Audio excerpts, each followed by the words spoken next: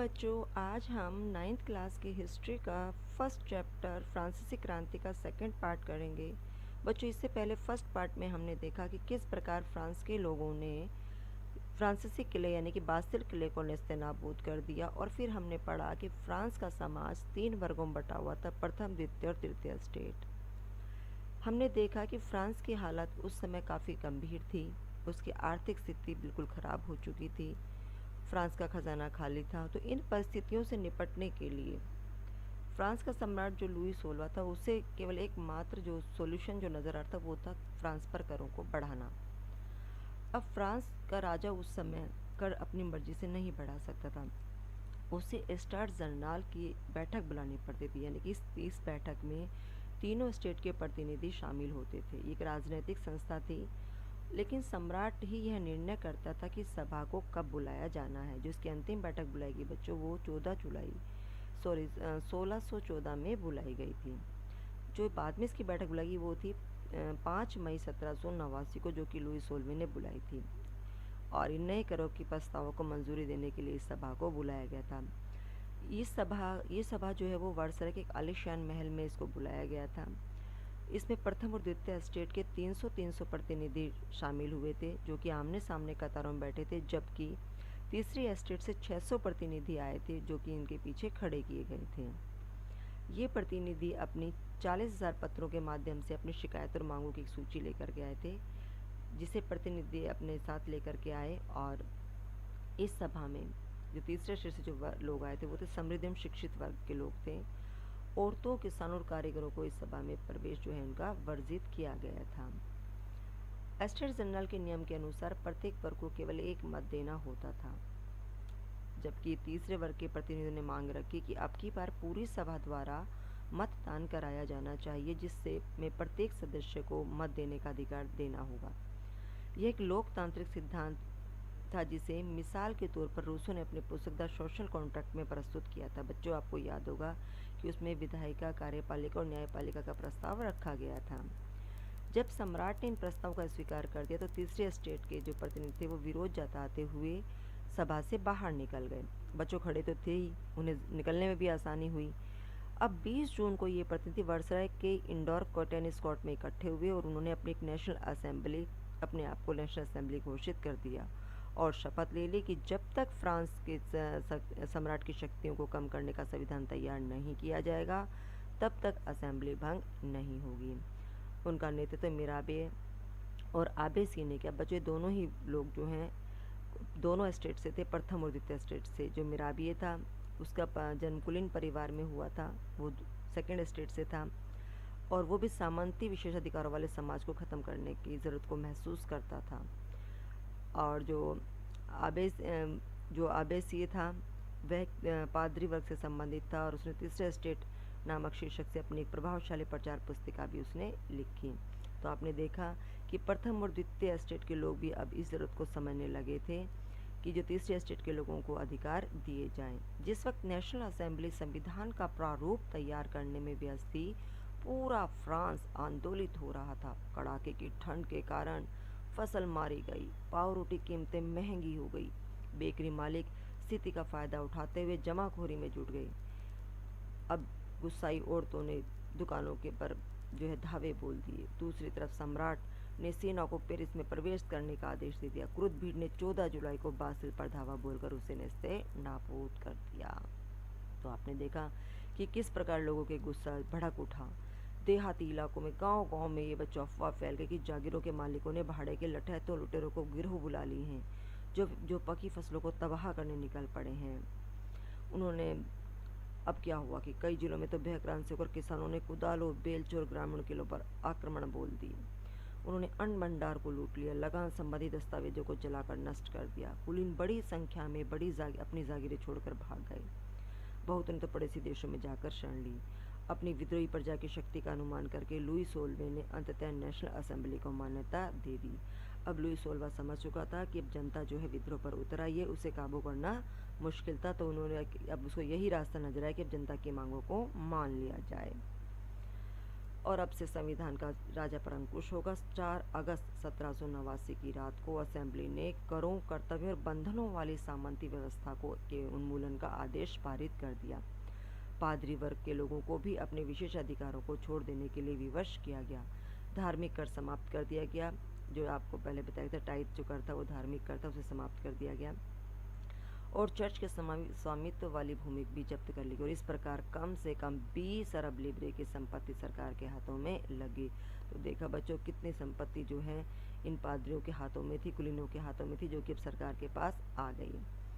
अब फ्रांस का संवैधानिक राजतंत्र बन जाना। अभी आपने देखा कि किस प्रकार फ्रांस के लोगों ने ठान लिया कि हम अपना संविधान बनाएंगे, और राजा को भी उनकी मांग को मानना पड़ा। अब नेशनल असेंबली ने सन 1791 में संविधान का प्रारूप तैयार कर लिया। इसका मुख्य उद्देश्य था सम्राट की शक्तियों को सीमित करना और एक व्यक्ति के हाथ में केंद्रीकृत होने की बजाय अब इन शक्तियों को विभिन्न संस्थाओं, विधायिका, कार्यपालिका एवं न्यायपालिका में विभाजित कर दिया गया। अब बच्चों देखो कि किस प्रकार इनको अप्रत्यक्ष रूप से चुना गया कि पहले 40,000 लोग जो हैं वो 50,000 निर्वाचक पुरुषों को चुना गया, और उसके बाद जो है यानी कि देखो सक्रिय नागरिक मताधिकार प्राप्त लोग 2.8 करोड़ लोग थे। इनकी जनसंख्या में लगभग कितना हुआ, 40 लाख लोग। 50,000 निर्वाचक चुने गए। उसके बाद इन 50,000 ने 745 सदस्यों को चुना नेशनल असेंबली के लिए, जो कि सम्राट पर और मंत्रियों पर नियंत्रण करती थी। एक न्यायपालिका बनाई गई जिसे उसे चुनकर बनाया गया, जो कि न्याय करती थी। और आपने देखा कि जो मताधिकार जो लगभग 30 लाख पुरुषों, महिलाओं और बच्चों को 25 वर्ष से कम उम्र के व्यक्तियों को मताधिकार प्राप्त नहीं था। ये लोग थे निष्क्रिय नागरिक। और सक्रिय नागरिक वो लोग होते थे जो कि अपनी 3 दिन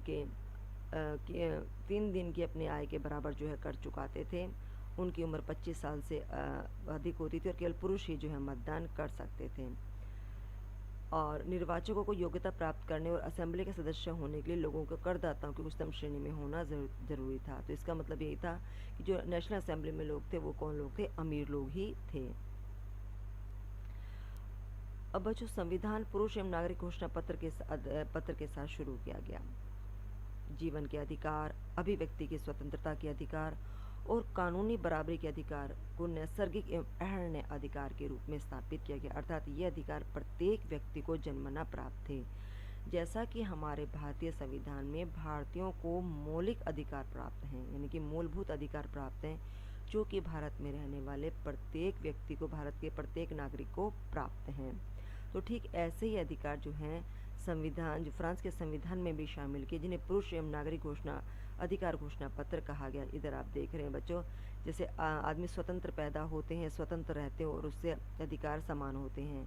हर एक राजनीतिक संगठन का लक्ष्य है आदमी के नैसर्गिक एवं अहर्ण्य अधिकारों को संरक्षित रखना है। ये अधिकार स्वतंत्रता, संपत्ति, सुरक्षा एवं शोषण के प्रतिरोध का अधिकार, समग्र संप्रभुता स्रोत राज्य में निहित कोई भी समूह या व्यक्ति ऐसे अनाधिकार प्रयोग नहीं करेगा जिसे जनता की सत्ता स्वीकृति ना मिली हो। स्वतंत्रता का आशय ऐसे काम करने की शक्ति से है जो औरों के लिए नुकसानदेह ना हो। समाज के लिए किसी भी हानिकारक कृत्य पर पाबंदी लगाने का अधिकार कानून के पास है। कानून सामान्य इच्छा की अभिव्यक्ति है और सभी नागरिकों को व्यक्तिगत रूप से या अपने प्रतिनिधियों के माध्यम से इसके निर्णय में भाग लेने का अधिकार है। कानून की नज़र में सभी नागरिक समान हैं। कानून समस्त प्रक्रिया के बाहर किसी भी व्यक्ति को न तो दोषी ठहराया जा सकता है और ना ही गिरफ्तार अथवा नज़रबंद किया जा सकता है। प्रत्येक नागरिक बोलने, लिखने और छापने के लिए आज़ाद है, लेकिन कानून द्वारा निर्धारित प्रक्रिया के तहत ऐसी स्वतंत्रता के दुरुपयोग की जिम्मेदारी उसी की होगी। सार्वजनिक सेना तथा प्रशासन के खर्चे चलाने के लिए एक सामान्य कर लगाना अपरिहार्य और सभी नागरिकों पर उनकी आय के अनुसार समान रूप से कर लगाया जाना चाहिए। चूँकि संपत्ति का अधिकार एक पावन एवं अनुल्लंघनीय अधिकार है, अतः किसी भी व्यक्ति को अपने इससे वंचित नहीं किया जा सकता जब तक कि विधि द्वारा स्थापित प्रक्रिया के तहत सार्वजनिक आवश्यकता के लिए संपत्ति का अधिग्रहण करना आवश्यक न हो। और ऐसे मामलों में अग्रिम मुआवजा ज़रूर दिया जाना चाहिए, यानी कंपनसेशन ज़रूर दिया जाना चाहिए। यानी कि अगर सरकार किसी की संपत्ति का अधिग्रहण करती है तो सरकार उसके बदले में उसे मुआवजा अवश्य देगी। तो बच्चों आपने देखा कि कितने ही अधिकार जो हैं, इनमें से बहुत सारे अधिकार जो हैं जब हमारा संविधान तैयार किया गया तो फ्रांस के संविधान से हमारे संविधान में शामिल किए गए थे।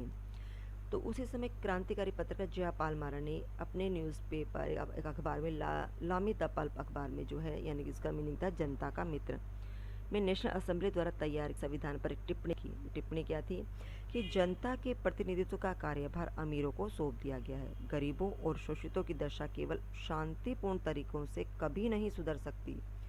यह इस बात का अकट्य प्रमाण है कि धनाढ्य वर्ग कानून को कैसे प्रभावित करता है। फिर भी ये कानून तभी तक चलेंगे जब तक लोग इन्हें मानेंगे।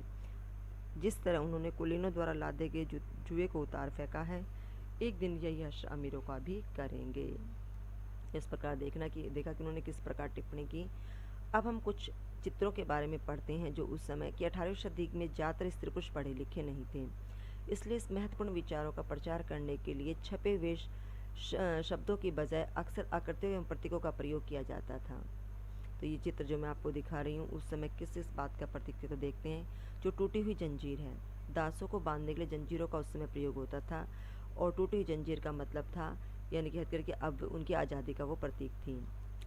छड़ों का बर्छीदार गट्ठर, अकेली छड़ी को आसानी से तोड़ा जा सकता है पर पूरे गट्ठे को नहीं, और ये किस गया था, एकता में ही बल, यानी कि गट्ठर जो वो एकता का प्रतीक था।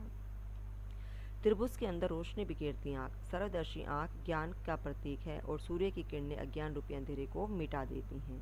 राजदंड शाही सत्ता का प्रतीक था और अपनी पूंछ मुंह में लिए हुए सांप समानता का प्रतीक, यानी कि अंगूठी का कोई भी ओर छोर नहीं होता है। लाल फ्रेजन टोपी, दासों द्वारा स्वतंत्र होने के बाद पहने जाने वाली टोपी, यानी कि जो लोग दासता से आज़ाद हो गए थे अब वो इस तरह की टोपी पहनते थे।